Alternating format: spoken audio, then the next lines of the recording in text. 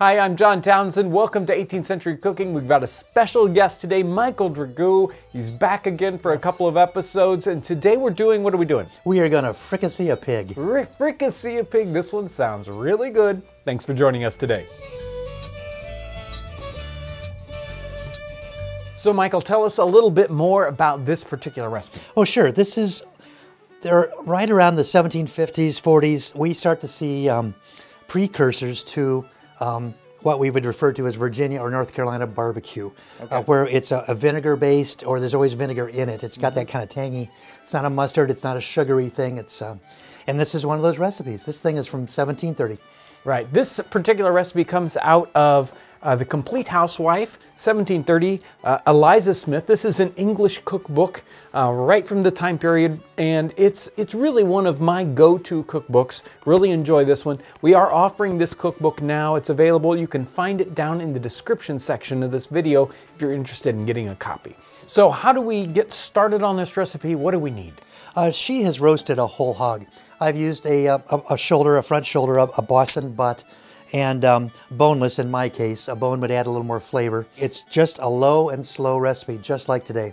And low, very generally, is 190 degrees to 225. And slow is about an hour, hour and a half per pound. Okay. So no matter where you are in the country, that's about it. Your internal temperature needs to get to 165, however you're doing it. So in a modern kitchen, you might do this in a slow cooker? Easily, you could do it in a slow cooker. You could smoke it part of the time and then bring it in. You could put it in the oven, just as long as you get the thing. Maybe in a Dutch oven or something like that? Absolutely, so just keep checking on it and keep basting it. And, right. And in the time period, this would have been roasted probably over an open fire. Maybe. Yes, as a matter of fact, she tells us to take the outer layer off, the skin and all off, because in this case, what we're doing, you don't want that hard crispy. So we have this partially cooked meat. Now what do we do? We're going to take it over to the skillet and start introducing some new ingredients to it. Okay.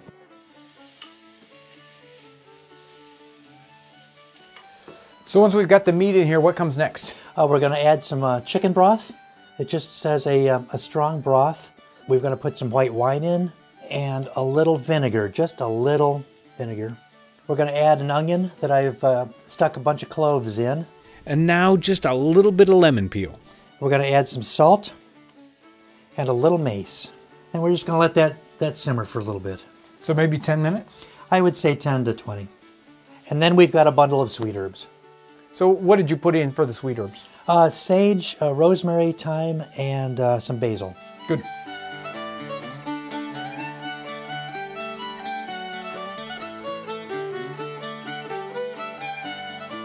We've just got a couple more ingredients to add. We've beaten an egg yolk in with some cream, and I'm adding that now. Then we're going to add some mushrooms that are just coarsely chopped.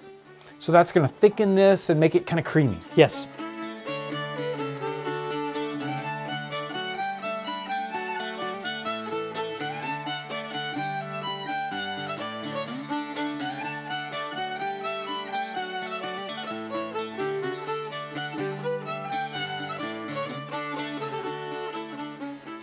Alrighty, to fricassee a pig. Okay, I will admit that this does not look beautiful. I think it looks great.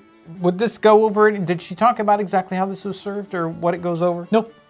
No. I'm eating. Okay. Oh, woo! I'm eating more.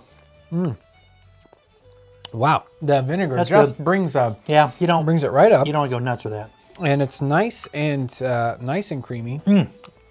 Wonderful. Nice little bit of saltiness there. People are always asking what the measurements would be, and this has no measurements whatsoever. It really depends on what you're working with. So the flavors in this one are incredible. This one, again, it comes from The Complete Housewife, Eliza Smith. This one's dates from 1730, this cookbook, so it's got the old S's and everything in it. So it can be a little bit of a challenge for a brand new person to read this kind of a book, but it is chock full of really good recipes. It is. And it gives you that idea about what's happening with English cookery at the beginning of the 18th century. So you kind of get a really good feel for it, especially comparing this with a later cookbook, say Amelia Simmons in 1796 or something like that. Almost 3 generations later, yeah. Right, so excellent book. If you're interested, this guy is there's a link to it in the description section. This is one of the books that we reprint. Such a great resource. So I want to thank Michael for coming in and bringing this episode, this recipe to us. My pleasure. It is such a great one, and you picked this one out. You dug through all thousands of recipes. Like, you can't go wrong with gravy and pork. You just can't go wrong. So excellent episode. Thank you so much, You're welcome, Michael, and we'll be seeing you soon. Yes, you will. Thank you. So wow, I really want to thank you guys out there for all the amazing support you give us, all the encouragement, the comments, the support we get through Patreon and buying books or whatever it is. We get so much wonderful support. If you haven't subscribed to the channel, make sure to subscribe so that you get notification of all the great things that we are coming out with videos all the time. So make sure you subscribe. And I want to thank you as you came along with us today, as we savor the flavors and the aromas of the 18th century.